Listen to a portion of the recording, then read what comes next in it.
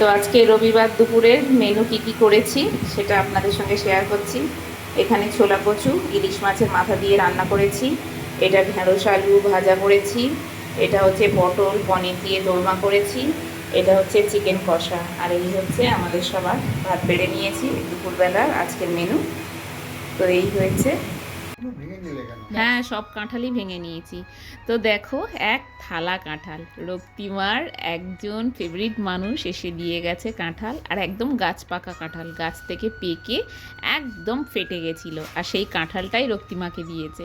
কত সুন্দর, একদম তাজা তাজা কোয়া, আর মিষ্টি মধুর মতো, দারুণ। আর আমি আর আমার দুই মেয়ে, না সরি, দুই মেয়ে বলবো না, আমি আমার ছোটো মেয়ে আর আমার হাজব্যান্ড খেতে ভীষণ পছন্দ করি, আর আমার বড় মেয়ে কাঁঠালের গন্ধ বলে কি কাঁঠালের ধারে কাছেও আসবে না, তবু জোর করে ওকে একবার দেওয়ার চেষ্টা করব, সিজনের ফল তো। যাই হোক, এই ছিল আজকের কাঁঠাল। কত কাঁঠাল দেখো, আর এই কাঁঠালটা বেশিক্ষণ লাগবে না যদিও বা শেষ করতে, আমার আর আমার দুই মেয়ের, না সরি, আমার আর আমার ছোটো মেয়ের কাছে।